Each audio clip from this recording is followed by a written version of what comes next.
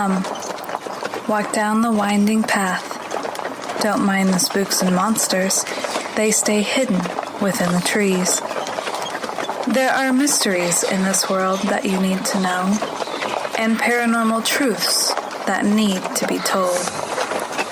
Come, step up into the Caravan, where we share tales of old as well as new accounts about things you thought only existed in your nightmares.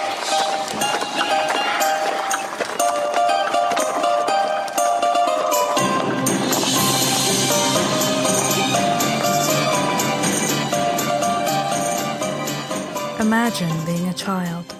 You're meandering through your school's library, unsure of exactly what it is you are looking for.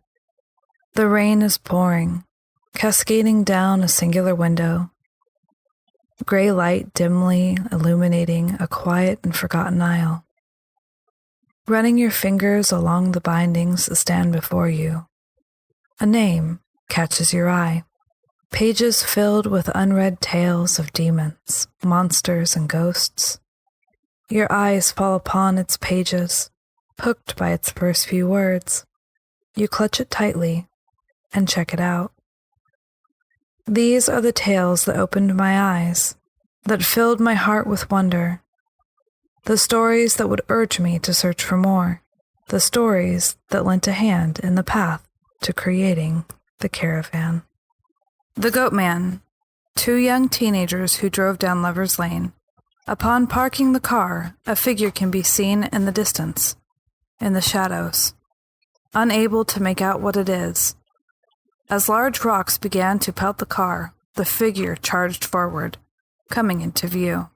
Half man, half goat. The creature was coming straight for them.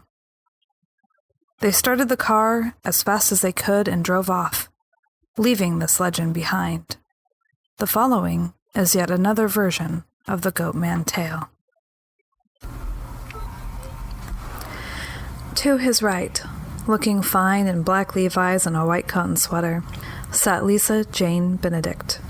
Maybe not the prettiest girl at Eleanor Roosevelt High in Prince George's County, but surely, if the buzz was true, the most sophisticated.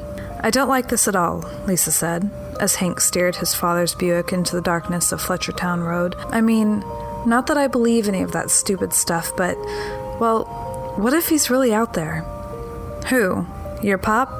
Hank said, reaching over to pat the girl's knee. "Hell, he's passed out in his lazy boy right now."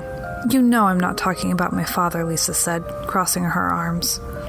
For as long as he'd been hearing about PG County's infamous urban legend, was third grade recess the first time? The monster's name had never failed to give Hank the big-time creeps, so he was more than thankful when Lisa refrained from uttering that awful name. As Hank steered the car along Bowie's winding, leaf-littered roads, he thought the town seemed strangely empty for a Friday night. His pals were at Leto's chowing down and talking, but where was everyone else? He tried to keep himself in steady spirits, but when he turned the car onto Zug Road and the headlights brushed the white crosses marking anonymous graves in the church cemetery, "Zug Road," Lisa whispered. "That's where that dog was mutilated. That's where that monster was first spotted, right?" When Hank felt Lisa slide closer to him, he knew. He became positive that he made the right decision. Probably just some dirty wino anyway. Hank kept driving, planning to stop at the chain-link fence guarding the train tracks. Let a little fear do its work, he thought, but tonight, for some reason, the fence's gate was wide open. "No way, Hank. If the Goatman doesn't get us, then some train will." But despite the fact Lisa had finally blurted the beast's filthy name, Hank still wasn't listening. "Let's just drive out here for a second." Fueled by adrenaline and fear, he steered his father's car through the gaping mouth, took a tight turn, and parked 30 feet down under a dying tree. "Now, is this so scary?" he asked, reaching into the back seat for a beer. Lisa, distracted by looking north, south, east, west for the monster, mumbled no. When Hank hit the headlights, however, Lisa had had enough. "Please leave him on, Hank," she pleaded. "We won't be out here long enough for the battery to go dead." He looked at her and nodded his head, but just as he leaned toward her, his lips barely touching hers, Lisa jerked violently and shouted, "Someone's out there!" "Come on, Lisa," Hank sighed. It was a freaking ghost story. Like the legend of Sleepy Hollow. Hank turned toward the windshield. "And you don't believe in the headless horse." But then he saw it too. Well, he saw something. Something like legs, but not really. Something human, but not really. A costume? It had to be a costume. In fact, Hank was almost positive he could make out the crude ape drape hairstyle of a certain nosy friend.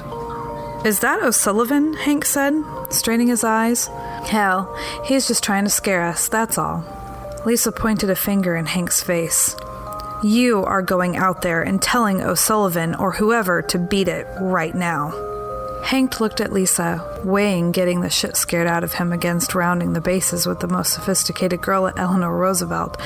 He opened the door, the hinges making a terrible screech, and turned back to Lisa.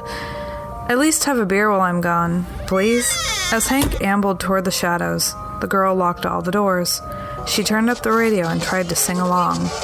Was it Star, Star by the Stones? And that's when she started hearing things. The crack of a tree branch shut her silent. Then a howl stole her breath. And then finally, the tapping convinced her to stay put. Tap, tap. Like a drop of rain beating against a tin can. Tap, tap, tap. As the seconds turned into minutes and her curfew came and went, and the tap, tap, tap kept its sickening rhythm, a teary-eyed Lisa was visited by all those tales she'd been hearing since she was young. And then Lisa thinks back on that night, and she figures it must have been the metronome tick of the tap-tapping. She fell asleep, only to be jarred awake at dawn by a train roaring a few yards away. She let loose a shriek that ripped through the haze of slumber and slammed her body into the upright position. And when the buzz of the locomotive finally faded to quiet, the beat went on. Tap, tap, tap. Slightly comforted by the daylight and a coal train crawling in from the west, she opened the door and watched as the first drop of blood spread across the sleeve of her white sweater. Then another, and another. She could smell the blood beginning its slow bake in the sunlight, and she swallowed hard to keep everything down, but the stench was nothing compared to what came next. Her scream, throaty, raw, endless, was lost in the whistle of the locomotive, as Liz Jane Benedict looked up into the canopy of branches and realized what that tap, tap was all about. In the autumn of 1971, Washington Post reporter Ivan Goldman ventured out to Bowie, Maryland, to investigate a grisly murder. On the frosted morning of November 4th, two 20-year-old kids, William Jean and John Hayden, had gone searching for Ginger, a German Shepherd puppy belonging to April Edwards, the daughter of Mr. and Mrs. Lacey Daniels, with whom Jean was currently residing. The puppy had escaped from its Zug Road pen the night before and was probably wandering around the neighborhood looking for trouble.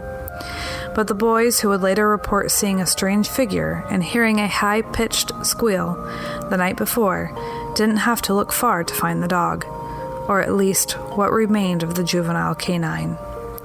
As Jean and Hayden casually walked into the backyard in the direction of the Penn Central Railroad train tracks, they spotted something in the grass, furry, fanged. A rabid gopher? A crazy squirrel? No. Jean and Hayden found the cleanly severed head of the family dog. And even worse was what the two young men didn't find that morning, the rest of the family dog's corpse. The nervous whispers that sprouted from the violent end and missing remains of Ginger would soon grow into the loud and proud reports of the area's most notorious anti-hero, Goatman, a monster of many masks, half man, half goat, mad scientist, unhealthy hermit, but of universal, seemingly everlasting, spooking power. In fact, the myth's essential starting point, the sad demise of Ginger, a true tale this time, 27 years later. And as Mark Opsenik, the nation's foremost goatmanologist, recaps the dog last days while driving toward his old Bowie haunts on a spectacular summer day, the story still manages to tingle. To stay up to date on the latest episodes and sneak peeks, check out my Facebook, The Caravan of Lore.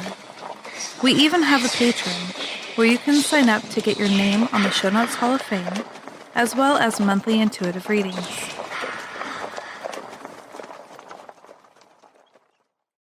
An old Scandinavian myth of the Black Hound of Odin has many different tales.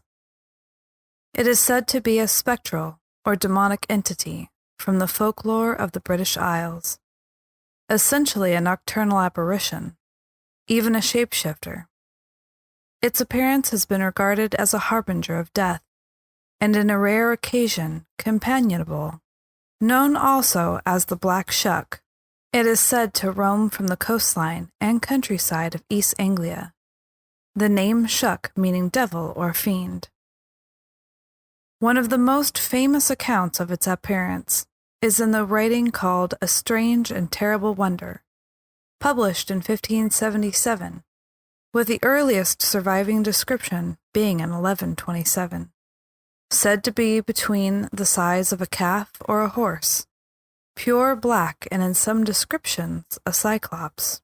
Lore goes that if you see him, your death will come before the end of the year.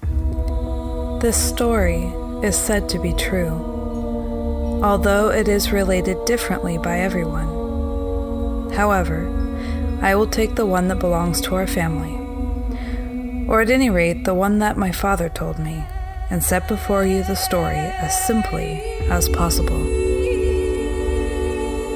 There is a church in the city of Kilkenny, which once belonged to the Catholics, but during one of the strifes of which Irish history is made up, the Protestants captured it and hold it ever since.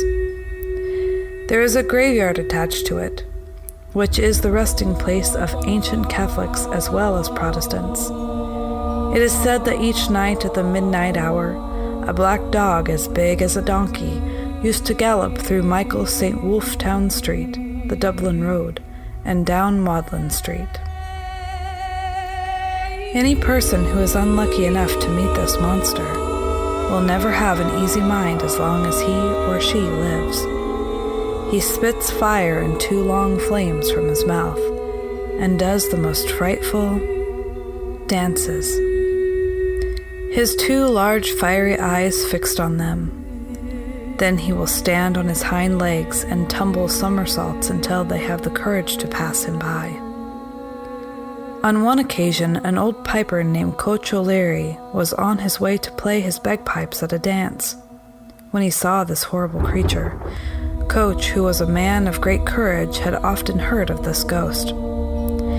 He immediately shouldered his pipes, filled his bag, blew his drones, and blew loudly so as to imitate the cry of a donkey. The ghost's eyes grew more fiery and as large as pot lids, but old Coach was not frightened. Suddenly, the ghost made a leap past Coach and ran for the churchyard faster than the devil ran through Athlone. Coach continued on his way to the dance, playing The Wind That Shakes the Barley, which was Coach's favorite tune. The ghost was never seen or heard of since the night it encountered old Coach O'Leary, the pied player.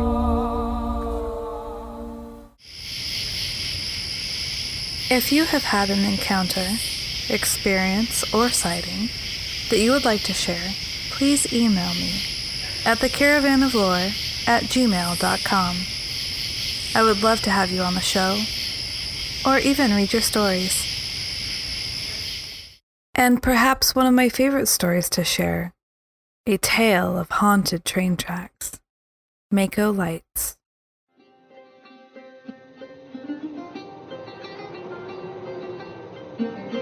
For over a century, mysterious lights were seen bobbing up and down along the railroad tracks near Maco Station, a few miles west of Wilmington. When anyone approached the lights, they would disappear. The lights were observed many times over many years, and even photographed on occasion. It's even said that the president, Grover Cleveland, saw the lights while on a whistle-stop tour in 1889. The source of these lights has never been determined. But according to legend, the light is the ghost of a railroad worker who died on the tracks one night in 1867. On that tragic night in 1867, a train was rolling along the tracks, and the signalman, Joe Baldwin, was sleeping on the caboose. Joe's slumber was broken by a violent jerk. A veteran railroad worker, Joe Baldwin recognized the motion and immediately knew that the caboose had become detached from the rest of the train. Joe Baldwin's heart started racing.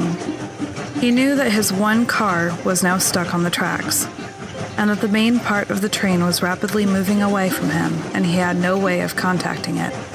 Joe also knew that this wasn't the only train scheduled for those tracks that night. A passenger train was due along soon, and if the oncoming train struck the stalled caboose, there would be a horrible accident. Joe Baldwin had a choice to make. He knew that he had to signal the oncoming train to stop. He knew that the only way to do this and be sure the engineer in the approaching train would see the signal was to stand on the platform at the back of the caboose. Joe Baldwin knew that if the oncoming train hit the stalled caboose at full speed, everyone on board the passenger train could die.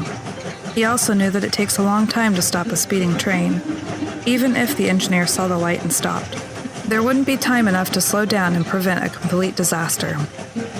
The chances were good that the caboose was still about to be hit, and if he was on that caboose when that happened, Baldwin knew he didn't stand much of a chance of walking away from that crash. He could either save his own life or try desperately to save the lives of those passengers. Baldwin made the heroic choice. Grabbing his lantern, Joe Baldwin stood on the back of the caboose as the sound of an oncoming passenger train rumbled closer. Joe frantically waved his warning light, trying to catch the attention of the engineer. Joe's plan worked. The engineer of the oncoming train saw the light and pulled hard on his brakes, but the momentum of the tons of speeding steel kept the train moving, and the locomotive slammed into Joe's caboose.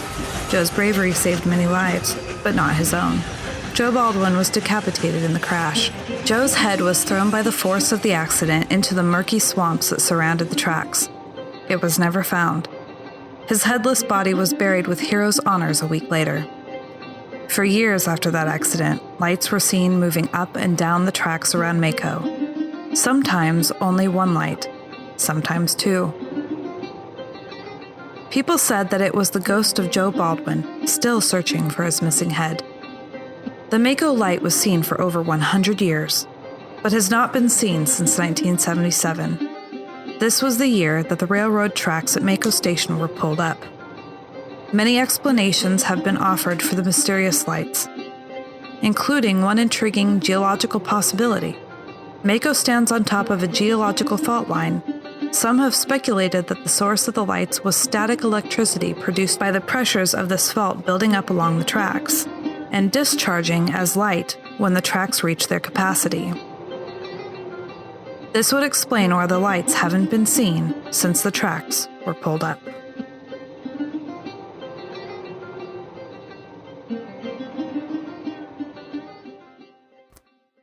What is it that brought you here, to the Caravan? What turned you on to the things that go bump in the night? What tales filled you with fear? What stories stayed in your blood, whispering to you to seek more, to keep searching through the dark for the things that shouldn't exist? Leaves go up in flames of red, in flames of red. Worry ties me to the ground, feathers fall without a sound, without a sound. Burn on, dear flame, burn on. There's a light in the fire. Burn on, dear flame, burn on. The black heart calls to your deepest desire.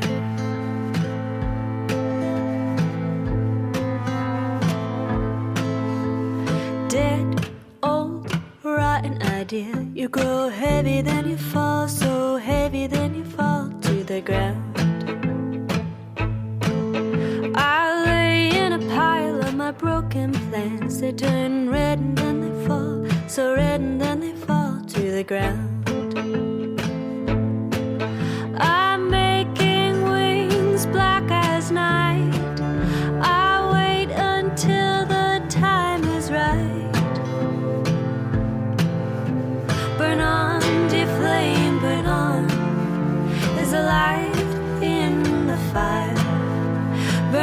on, dear flame, burn on.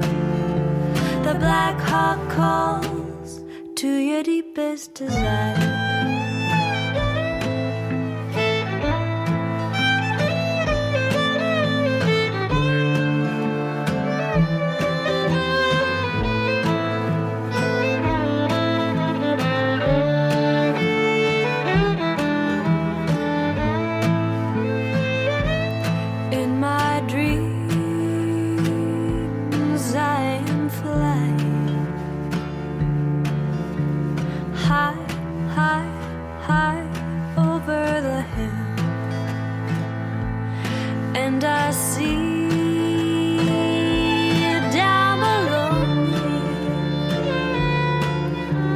Twist of the river, green grass lay still, and from the ground I rise, lift up my arms, spread feet wide. Burn on, dear flame, burn on. There's a light in the fire. Burn on, dear flame, burn on. The Black Hawk calls to your deepest desire. Burn on, dear flame.